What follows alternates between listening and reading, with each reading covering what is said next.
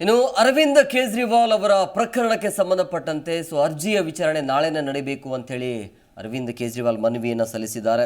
ಮೊನ್ನೆಯಷ್ಟೇ ಕೋರ್ಟ್ ಮದ್ಯ ನೀತಿ ಪ್ರಕರಣದಲ್ಲಿ ದೆಹಲಿ ಸಿಎಂ ಅರವಿಂದ್ ಕೇಜ್ರಿವಾಲ್ ಜಾಮೀನು ನೀಡಿತು. ಆದರೆ ಮರುದಿನವೇ ದೆಹಲಿ ಹೈಕೋರ್ಟ್ ಜಾಮೀನು ಆದೇಶವನ್ನು ತಡೆಹಿಡಿತು. ಇದೀಗ ಜಾಮೀನಿಗಾಗಿ ಕೇಜ್ರಿವಾಲ್ ಸುಪ್ರೀಂ ಕೋರ್ಟ್ ಮೊರೆ ಹೋಗಿದ್ದಾರೆ. ದೆಹಲಿ ಅಬಕಾರಿ ನೀತಿ ಪರಿಷ್ಕರಣೆಯಲ್ಲಿ ವ್ಯವಹಾರ ಆರೋಪ ಎದುರಿಸುತ್ತಿರುವ ಅರವಿಂದ್ ಕೇಜ್ರಿವಾಲ್ ಜಾಮೀನು ಕೋರಿ ಸುಪ್ರೀಂ ಕೋರ್ಟ್ ಮೊರೆ ಹೋಗಿರುವಂಥದ್ದು. ರೋಸ್ ಅವೆನ್ಯೂ ನ್ಯಾಯಾಲಯ ಅವರಿಗೆ ಜಾಮೀನು ನೀಡಿತು. ಆದರೆ ರೋಸ್ ಅವೆನ್ಯೂ ಕೋರ್ಟ್ ಆದೇಶಕ್ಕೆ ಹೈಕೋರ್ಟ್ ತಡೆ ಕೊಟ್ಟಿದೆ.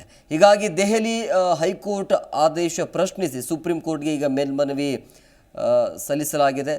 ಜಾರಿ ನಿರ್ದೇಶನಾಲಯದ ಅರ್ಜಿ ವಿಚಾರಣೆ ನಡೆಯುವವರೆಗೂ ಮದ್ಯ ನೀತಿ ಪ್ರಕರಣಕ್ಕೆ ಸಂಬಂಧಿಸಿದ ಭ್ರಷ್ಟಾಚಾರ ಪ್ರಕರಣದಲ್ಲಿ ದೆಹಲಿ ಹೈಕೋರ್ಟ್ ತನ್ನ ಜಾಮೀನಿಗೆ ವಿರಾಮ ನೀಡಿರುವುದನ್ನು ಪ್ರಶ್ನಿಸಿ ಕೇಜ್ರಿವಾಲ್ ಸುಪ್ರೀಂ ಕೋರ್ಟ್ ಮೆಟ್ಟಿಲೇರಿದ್ದಾರೆ. ನೋಡಬೇಕು ಇದರ ವಿಚಾರಣೆ ಹೇಗಾಗತ್ತೆ ಅಂಥೇಳಿ.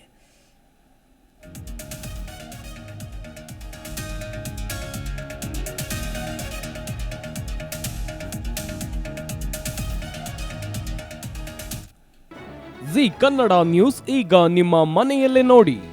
ಎಲ್ಲ ಕೇಬಲ್ಗಳಲ್ಲಿ ಈಗ ಲಭ್ಯ.